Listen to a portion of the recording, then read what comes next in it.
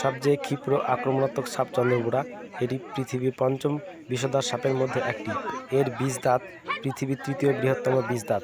এই সাপটি 1 সেকেন্ডের মাত্র 16 ভাগের 1 ভাগ সময়ে একজন মানুষকে কামড়িয়ে সম্পূর্ণ বিষ ঢালতে সক্ষম। এই ক্ষিপ্রতার কারণে এটি বিশ্বের প্রথম স্থান অধিকার করেছে। এই সাপের কামড়ে ক্ষতস্থান ফুলে যায়, চুঁইয়ে চুঁইয়ে রক্ত পড়ে, জ্বালা যন্ত্রণা শুরু হয়। জ্বালা যন্ত্রণা ক্ষতস্থান থেকে গোটা শরীরে ছড়িয়ে পড়ে। দাঁতের মাড়ি, চোখের কোনা লাল হয়ে যায়, থুতু দিয়ে রক্ত পড়ে, পায়খানা, বমি ইত্যাদি দিয়ে রক্ত পড়তে শুরু হয়। খুব বেশি দেরি হলে রোগী কিডনি ড্যামেজ, এমনকি মাংসপেশি পচতে শুরু করে দেয়। সচেতনতায় একজন এই সাপের কামড়ে রোগীকে বাঁচাতে পারে। তার কারণ আজকালকার সময়ে রোগী ঝাড়ফুঁক বা গুণিন বা ওঝাকে দেখালে এই সমস্ত কাজ করলে সেই রোগী ধীরে ধীরে মৃত্যুর কোলে ঢলে পড়বে।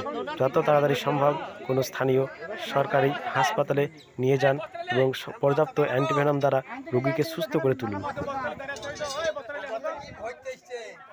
অনেক সময় চন্দ্রবোড়া সাপকে অজগরের বাচ্চা হিসেবে অনেকে হাত দিয়ে ধরে যে ভুল করে, আপনারা একদমই সেই সমস্ত ভুল করবেন না। প্রয়োজন হলে আপনারা বন দপ্তরকে ফোন করেন এবং যারা রিস্কিউ করে তাদেরকে খবর দেন। তাতে তারা এসে সেই সাপটিকে উদ্ধার করে নিয়ে গিয়ে পুরো সুরক্ষিত স্থানে ছেড়ে দেবে।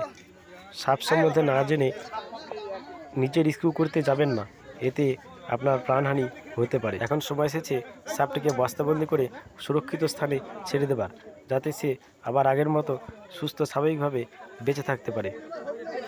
আমাদের এই এলাকাবাসী মাঝে মাঝেই সাপ তারা দড়ি দিয়ে বাঁধে। আপনারা যেখান থেকে এই ভিডিওটি দেখছেন কখনোই এই ধরনের ভুল করবেন না। তার কারণ এই ভুলের কারণে সাপটি মারা যেতে পারে। শুধু তাই নয়, আপনাকে ছোবল দিতে পারে। শুধু যে চন্দ্রবোড়া নয়, আমাদের পরিবেশে বিভিন্ন ধরনের সাপ ঘুরে বেড়ায়, যাদের মধ্যে অনেক সাপই বিষধর। তাই আপনারা এরকমভাবে কোনো কাজ করবেন না যাতে আপনাদের ক্ষতি হয়ে যায়। একজন রিস্কিউয়ার কত সুরক্ষিতভাবে কাজ করে সেটি এই ভিডিওটি দেখলে বুঝতে পারবেন।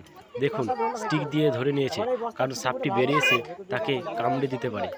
আপনারা সাপ ধরা জানেন না, তাই নিজেরা চেষ্টা করবেন না।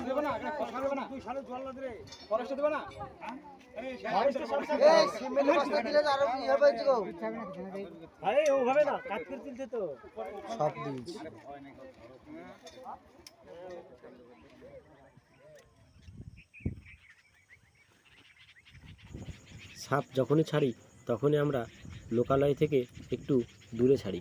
সেটা হচ্ছে এই জায়গাটি সাপ ছাড়ার জন্যে সবচেয়ে উপযুক্ত জায়গা, কারণ এখান থেকে লোকালয় অনেকটাই দূরে এবং এর আশেপাশে জঙ্গল এবং মাঠ রয়েছে।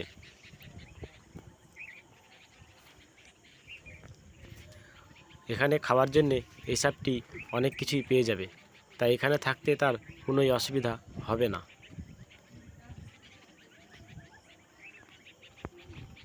আমরা স্টিকটি আনিনি, তার কারণ আমাদেরকে স্টিক আনা দেখলে অনেকেই পিছু পিছু চলে আসে, দেখতে চাই যে কোথায় আমরা সাপটি ছাড়ছি। তার ফলে অনেক সময় বিপদ হয়ে যেতে পারে, কারণ আমরা এখন সাপটিকে পুরোপুরি ছেড়ে দিচ্ছি। এই সাপটি ছাড়ার পরে কোন দিকে যাবে আমরাও জানি না। আমরা এর আগেও সাপ ছেড়েছি এবং দেখেছি যে স্থানে সাপ ছাড়লাম আবার কিছুক্ষণের মধ্যেই ঘুরে সেই স্থানেই চলে এসেছে। তাই সাপ ছেড়ে সেখানে বেশিক্ষণ দাঁড়ানো ঠিক নয়।